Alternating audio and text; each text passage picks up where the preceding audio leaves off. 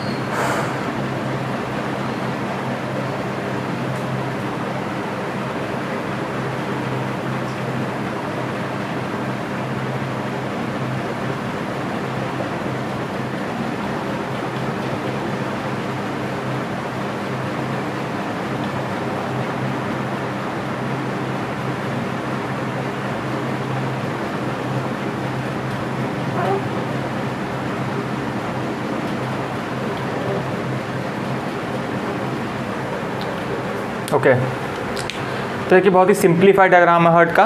ठीक है, आपकी बुक में भी दिया होगा, आप वो भी ड्रॉ कर सकते हो। इसको भी ढंग से बनाऊंगा, मैं ढंग से बनाया नहीं है, लेकिन फिर से आपको बना के दिखा दूंगा किस तरह बनाना, ये भी बता दूंगा, लेकिन ठीक है। ओके, आपको समझ में आना चाहिए।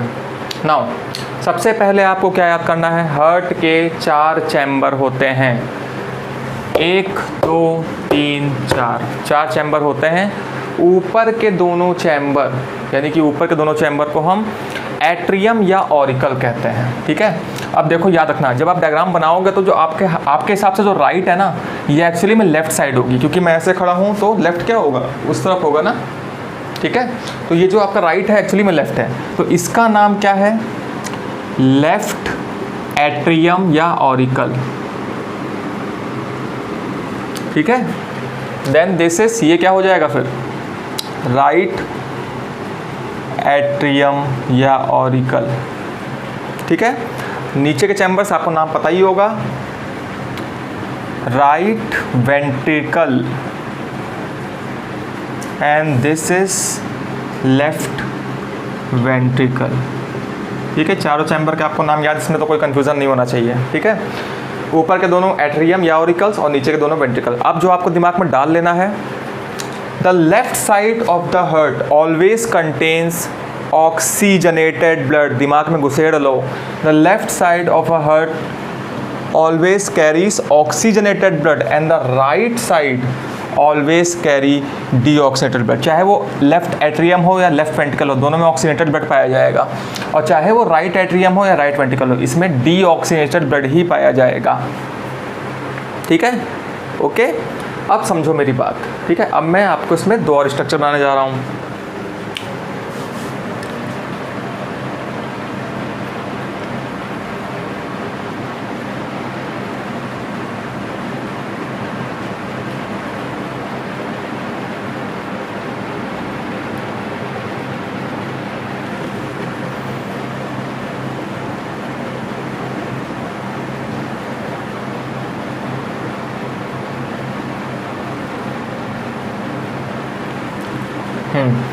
देखो ध्यान देना, ठीक है।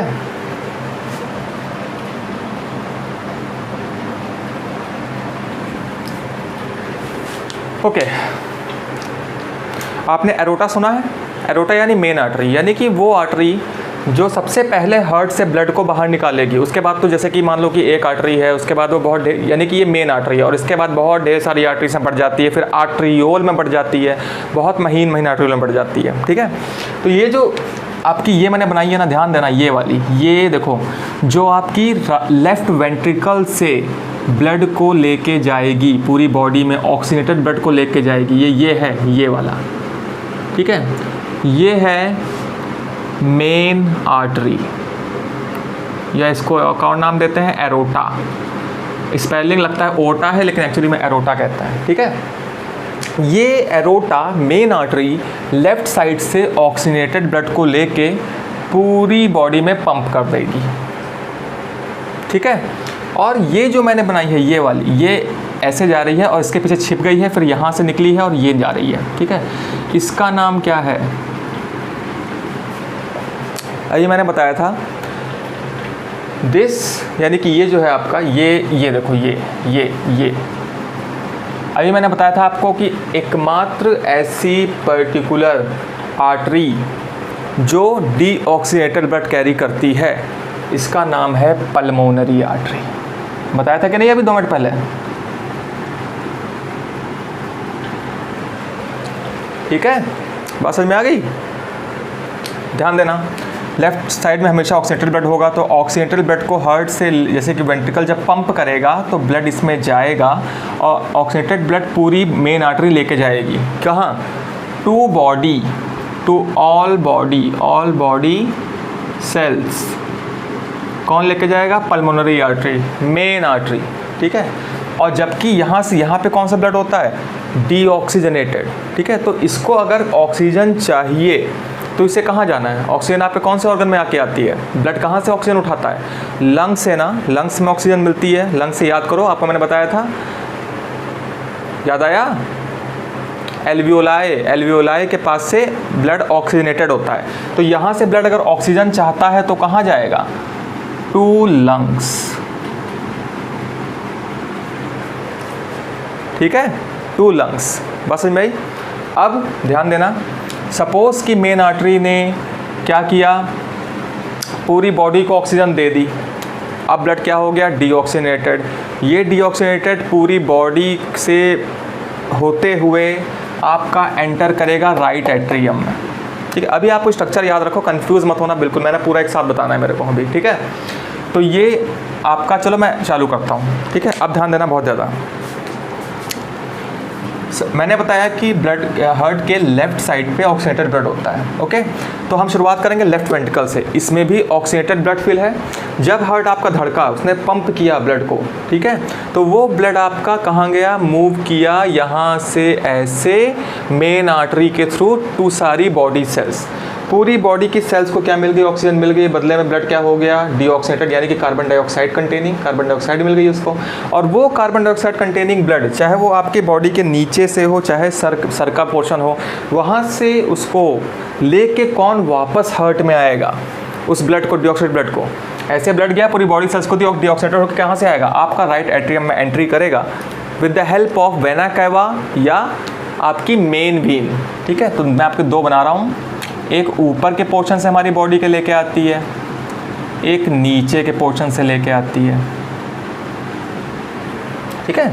तो ये आपकी दो नाम होते हैं। जो नीचे से आ रही है इसका नाम है इन्फीरियर वेना कैवा, क्योंकि इन्फीरियर मतलब नीचे, और ये जो ऊपर यानी सर के पोर्शन से, कंधों के पोर्शन से, गले के पोर्शन से लेके आएगी, ये होती है सुपीरियर वेना कैवा। ओके, ऊपर वाली सुपीरियर वेना कैवा, नीचे वाली इन्फीरियर वेना कैवा। आपके बुक में मेंशन नहीं है ये, आपकी बुक में सिंपल सा दिया है कि इनको क्या कहते हैं, वेना कैवा या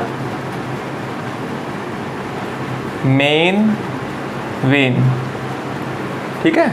वेना कैवा या मेन वेन कहते हैं इसको, ठीक है। तो देखो यहाँ से ब्लड गया, पूरी बॉडी को सेल्स को ऑक्सीजन दी, बदले में डीऑक्सीनेटेड हो गया, वापस आया किसके थ्रू, वेना कैवा के थ्रू। कहाँ ब्लड भेज दिया, यहाँ पे राइट एट्रियम में ब्लड को फिल कर दिया।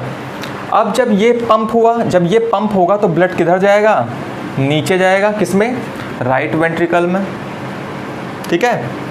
राइट वेंट्रिकल में आपका डीऑक्सीनेटेड ब्लड पहुंच गया। अब जब ये पंप हुआ तो ब्लड देखो कहाँ से जा रहा है आपका, ये होता हुआ जाएगा पल्मोनरी आर्टरी के थ्रू लंग्स में, ताकि ये जो डीऑक्सीनेटेड ब्लड है ये ऑक्सीजनेटेड हो सके। तो ये आपका मूव करता हुआ लंग्स में जाएगा, लंग्स में क्या हो जाएगा, ये ऑक्सीजनेटेड हो जाएगा, ऑक्सीजनेटेड।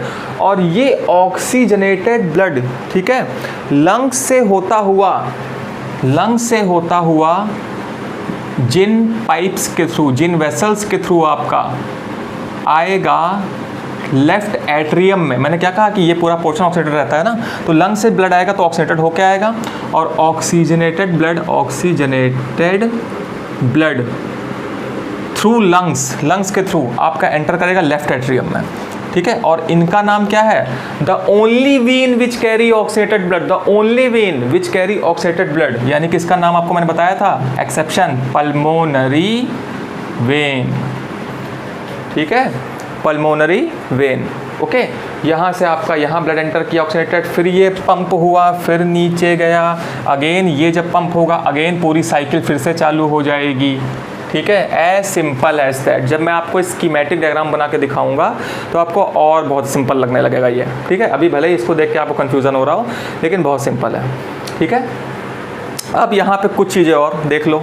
अब वॉल्स यानी कि VALVES, देखो VALVES, साइकिल में आपके वॉल्व होते हैं ना, क्या काम होता है इन वॉल्स का। जब आप साइकिल में हवा भरते हैं तो वो हवा की एंट्री एक तरफ से तो करवाती है, लेकिन एक बार हवा भर जाए तो वॉल्व खुला भी होता है, लेकिन आपकी साइकिल से हवा नहीं निकलती।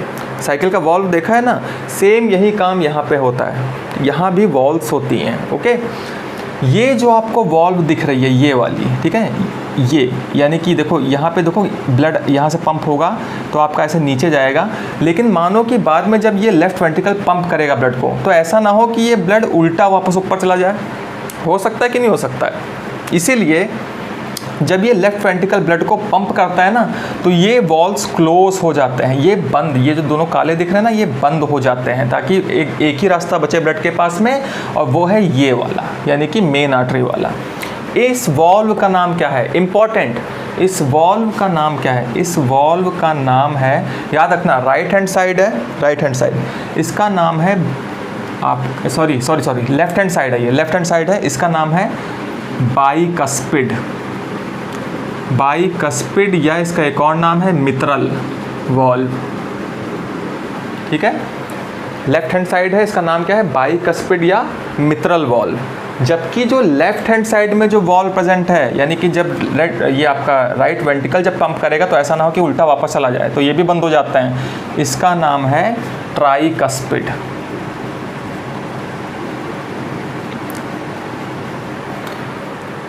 On the left side, bicuspid valve or mitral valve is present, which prevents the backward flow of the blood.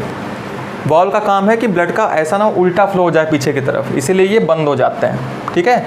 जब ये आपका कॉन्ट्रैक्ट करता है वेंट्रिकल तो ये दोनों बंद हो जाते हैं, ताकि ब्लड सही रास्ते पे चला जाए ऊपर, ठीक है। वॉल्व का ये इंपॉर्टेंस है, मतलब कुल मिला के बहुत ज़्यादा इंपॉर्टेंस है। और यहाँ पे भी वॉल्व्स प्रेजेंट होते हैं, किसमें, ये आपकी मेन आर्टरी में और पल्मोनरी आर्टरी में भी वॉल्व्स प्रेजेंट होते हैं, ताकि ब्लड जब ऊपर जाए तो वापस नीचे ना, वापस वेंट्रिकल में ना आ जाए, ठीक है, वापस ना आ जाए, यानी इधर जाए अगर या इधर जाए तो वापस ना आ जाए, ऐसा होते वक्त। यहाँ पे जो वॉल्व होते हैं इनके लिए कंबाइनली दोनों में नाम दिया गया है सेमील्यूनर वॉल्व। तो वॉल्व का सिंपल कहानी, it prevents the backflow of blood, it prevents the backflow of blood, ऐसा ना हो कि वापस चला जाए प्रेशर से, ठीक है। अब यहाँ पे और कुछ चीज़ें देख लो, आप लोग गौर करो कि इसकी यानी कि आपको जो लेफ्ट हैंड साइड का जो वॉल है हार्ट की, ये वॉल है हार्ट की, इसका नाम है पेरिकार्डियम। क्या नाम है इसका?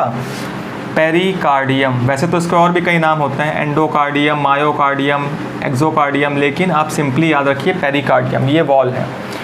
ये आपको मोटी दिख रही है, जबकि ये जो है इसका साइज क्या है, पतला होता है। ये मोटी क्यों है?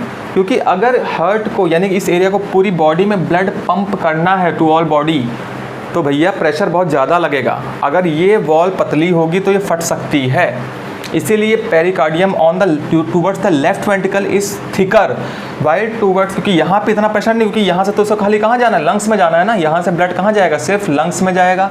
इसीलिए इसकी वॉल जो होती है वो उतनी मोटी नहीं होती, पतली होती है, ठीक है। तो ये याद रखना, this is known as pericardium. और इसके अंदर एक फ्लूइड प्रेजेंट होता है जिसको बोलते हैं पेरिकार्डियल फ्लूइड। जब लगातार 24, देखो जब तुम पैदा हुए दिल धड़कना शुरू हुआ, जब तुम मरोगे तभी दिल धड़कना बंद होगा, ठीक है। तो ये हमेशा क्या पंप होता रहता है, तो इसकी वॉल में फ्रिक्शन होता रहता है, फ्रिक्शन से डैमेज हो सकता है, ठीक है। मैं अपने हाथ को लगातार घिसता रहूँ शाम तक, तो फिर मेरे हाथों में क्या हो जाएगा, घिस जाएगा, सही बता रहा हूँ। तो ये पेरिकार्डियल फ्लूइड जो होता है ये इसके फ्रिक्शन को रोकता है ताकि कोई तकलीफ़ ना हो, ठीक है, यानी कि कोई वॉल्स को डैमेज ना हो, तो ये फ्लूइड होता है, पूछेगा कोई नहीं। तो ये आपका पेरिकार्डियम, ठीक है, आपको मैंने बता दिया, ये आपकी वॉल का हो गया, ठीक है। और ये जो दो आपकी यानी कि दो एरिया को सेपरेट कर रहा है ये पूरा, इसे कहते हैं septum. Septum separates the left side of heart from the right side of the heart, ठीक है, ये सेप्टम है। अच्छा, कहीं पिक्चरें आपने या कहीं सीरीज़ों में देखा होगा कि उसके दिल में छेद है, इसीलिए वो थक जाता है, हाफ जाता है, ये वो पिक्चरों में आता है अक्सर, पिक्चर सीरीज़ में छोड़ते नहीं इस तरह के मौके को। होता क्या है कि छोटे पे क्या होता है, यानी कि हम लोग जब माँ के पेट में होते हैं तो यहाँ पे ये ओपन होता है, तो ब्लड जो होता है उसकी मिक्सिंग होती रहती है, ऑक्सीनेटेड डीऑक्सीनेटेड ब्लड की मिक्सिंग होती रहती है, लेकिन पैदा होने से पहले ये भर जाता है, ठीक है। और यहाँ पे उस भरने की वजह से सिर्फ एक धब्बा रह जाता है, ओके। इस धब्बे को हम बोलते हैं फोरामेन ओवैलिस, कोई नहीं पूछेगा ना, आप लिखो, आपके नॉलेज के लिए। इस धब्बे को हम बोलते हैं फोरामेन ओवैलिस, लेकिन कभी कभी बच्चों में भर नहीं पाता, ताकि इसी वजह से क्या होता है, बड़े होने पे उनको प्रॉब्लम्स होती है, थकान जल्दी हो जाती है। क्योंकि थकान क्यों हो जाती है? क्योंकि अगर हमारी बॉडी की सेल्स को एफिशिएंटली वर्क करना है तो उनको प्रॉपर्ली ऑक्सीजन चाहिए होगा, लेकिन यहाँ तो ब्लड की मिक्सिंग हो जाएगी तो ऑक्सीनेटेड ब्लड प्रॉपर नहीं हो पाएगा, इसीलिए ये क्या होते हैं, क्लोज हो जाते हैं। कुछ बच्चों में नहीं हो पाता तो इलाज होता है, खैर महंगा। तो ये आपका पूरा हार्ट का स्ट्रक्चर है, ठीक है, this is the structure of heart. आपको इसको प्रॉपर्ली याद करना है। अब मैं आपको डबल सर्कुलेशन स्कीमेटिक डायग्राम बना के दिखाऊंगा, तो आपको बहुत ही इजी हो जाएगा। प्लीज़ प्लीज़ ये बहुत इंपॉर्टेंट है, इसका ध्यान रखना।